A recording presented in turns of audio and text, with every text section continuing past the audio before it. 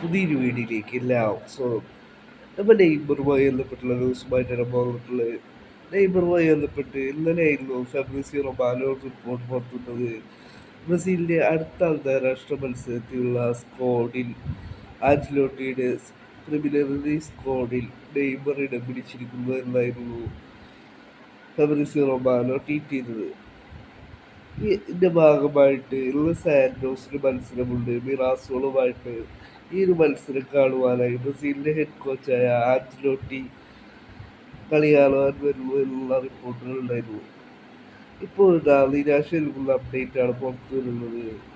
ഈ ഒരു മത്സരത്തിന്റെ സ്ക്വാഡിൽ നിന്നും സാന്റോസിന്റെ ഹെഡ് കോച്ച് നെയ്മറിനെ ഒഴിവാക്കിയിരിക്കുകയാണ് എന്നാണ് വരുന്ന റിപ്പോർട്ടുകൾ. അദ്ദേഹത്തിന് പരിക്കില്ല, പക്ഷേ കളിക്കുവാനുള്ള ഫിറ്റ്നസ് ഇല്ല എന്നാണ് ഇപ്പോൾ വരുന്ന റിപ്പോർട്ടുകൾ. ഇതിന്റെ ഭാഗമായിട്ട് അദ്ദേഹത്തിന് ഈ ഒരു മത്സരത്തിന്റെ സ്ക്വാഡിൽ നിന്നും ഒഴിവാക്കിയിരിക്കുന്നു എന്നാണ് ഇപ്പോൾ വരുന്ന റിപ്പോർട്ടുകൾ. CBF നിലവിൽ നിരാശരാണ് എന്നാണ് ഇപ്പോൾ വരുന്ന റിപ്പോർട്ടുകൾ.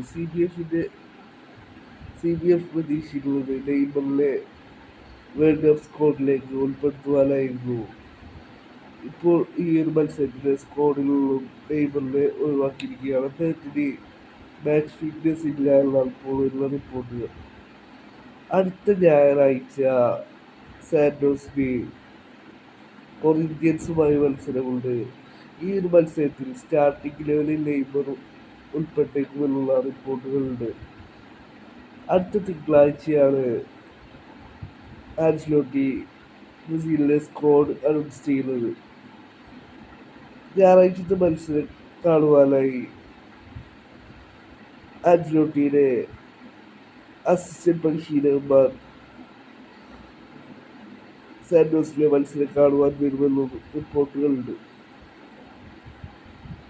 നെയ്മറിന് വേൾഡ് കപ്പിന്റെ സ്ക്വാഡിലേക്ക് ഉൾപ്പെടുത്തുവാനുള്ള അവസാന മത്സരമായിരുന്നു ഫ്രാൻസ് ക്രൊയേഷ്യക്കെതിരായുള്ള മത്സരങ്ങൾ.